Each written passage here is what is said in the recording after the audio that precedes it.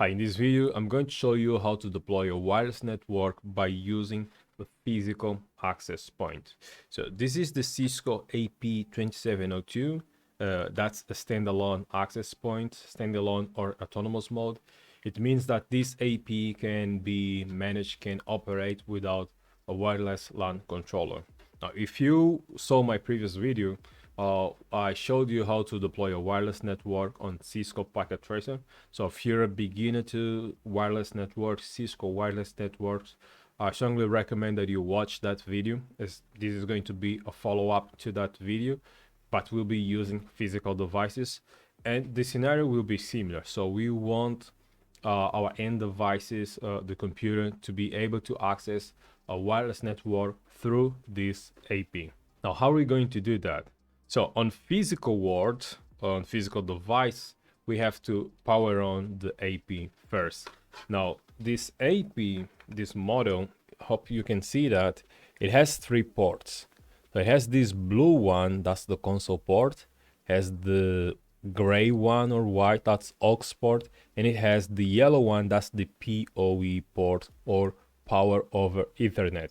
Now, in my case, I don't have a transformer, and normally APs, they are powered on through the switch port. So there are switches that support PoE devices, meaning that we're going to connect an Ethernet cable, just like the one that we connect directly on the PCs. The difference is that that specific port on the switch must be capable to transmit necessary power to power on the AP. Now, most of the switches, they won't support this by default unless they do. In that case, you might buy a PoE switch like the one I have here. So this is a TP-Link switch. It is, I believe, less than $10 to get this from Amazon. And it has 4 PoE ports. Hope that you can see there. It has 4 PoE ports. So I'm going to connect one of the ports to my AP, and I use different colors just to be easy to explain. So the blue one will connect to my AP, the gray one connects to my PC, and the red one connects to my firewall, because I'll be using the firewall as my DHCP server, so that the clients, when connect to the AP, they will be assigned an IP address dynamically. Now for my PC and AP, I'll be assigning the IP address statically. So firewall will be 192.168.2.1, my PC will be 192.168.2.2, and AP will be 192.168.2.3. Okay. Now, it is a best practice to reset the AP before deploying on the network, and we're going to do that by pressing here the mod button. Hopefully that you can see there. So there is a small button here, okay, that we have to press this button for around 20 seconds or more, and the AP will reset to its factory defaults. I'm also using a rollover or console cable to monitor this operation on the console or on the monitor. So I strongly recommend that you also use a console cable, because we will have to assign the IP address on the AP manually. Now, if you don't have a console cable, you can enable DHCP on your DHCP server or on the firewall like I'll be using, and then you have to identify which IP address will be assigned to the AP, because by default it will have its interface enabled for DHCP. Okay, let's begin the process of restoring this AP to its factory defaults. So I'll press here on the mod button, and I'm going to connect the PoE cable, okay, and without releasing, okay, so my finger still in the mod button, and you can see that AP will start to blink blue, and I want to maintain it until it turns to amber or red. Okay, so it's still blinking and my finger still on it, on the mod button, and now I can release. Okay, so what happens if you have your console cable connected? Now the AP will go through the reset process and is going to stop at a specific prompt. And I'm going to show you now on the screen. As you can see in the console port, the AP will stop at this stage. So it was trying to download a specific file. So we're just going to press enter. Okay, so it will be on this mode. Now, don't freak out. As you can see, the AP is still searching for something, like there is a problem or what.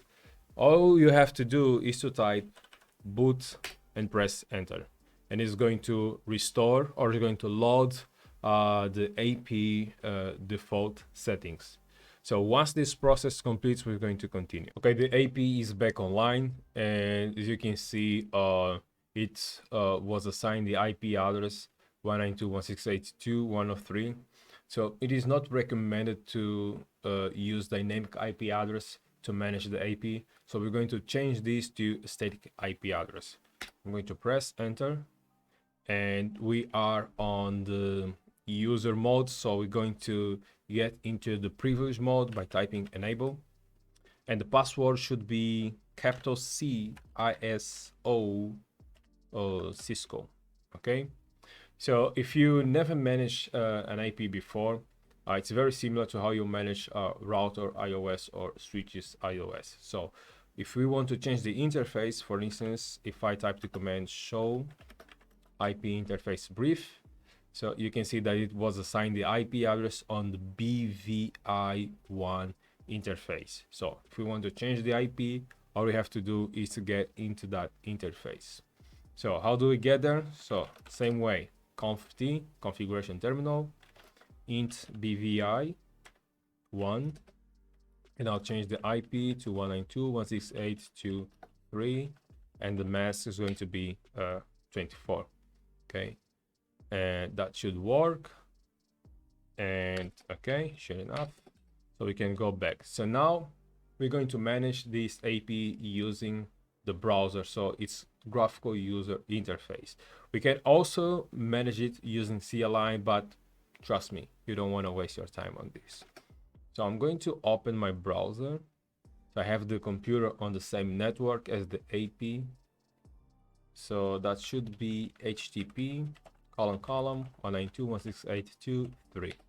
Okay, and the username and password should be admin.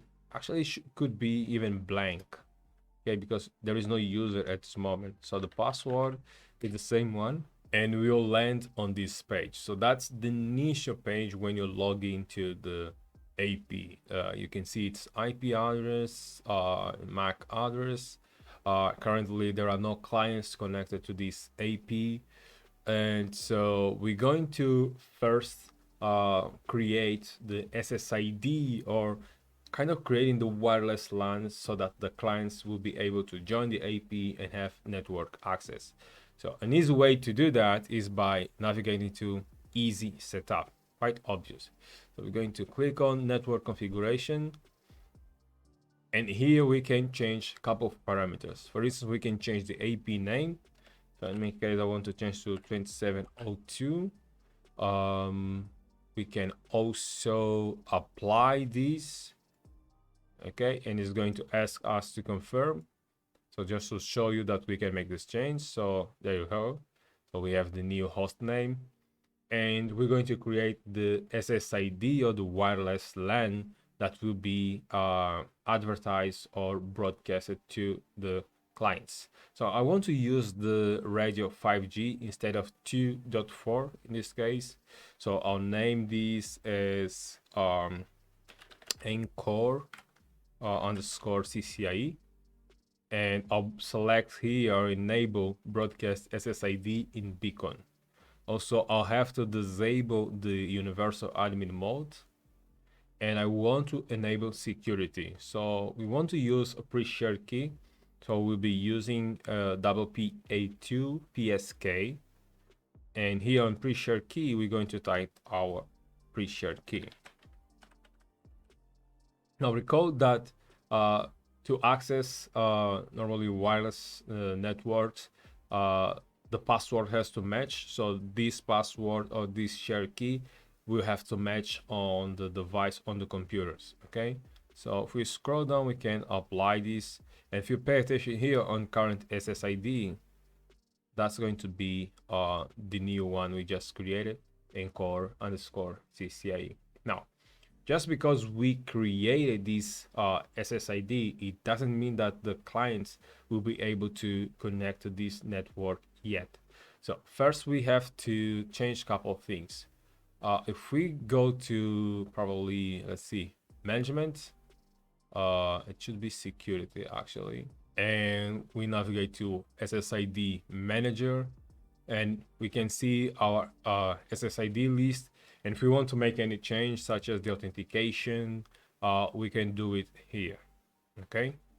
Now, we need to enable the interface that is used to propagate this SSID. That's the 5 gigahertz interface. For that, we're going to navigate to, let's see, wireless. Actually, that's network. And we go to network interface. And if we click on summary, we should see all the interfaces on this AP. And you can see that gig 0 is enabled, gig 1 is enabled, but the radio 2.4 and 5, they are disabled. So we have to enable 5 gig. So we go to 5 gig, it's going to open another page. So we click on settings. So now we're going to click on enable, okay, and leave everything else to default. Now we can scroll down the page and we should see this option apply. I'm going to click on apply. The settings will be updated and we click OK to continue.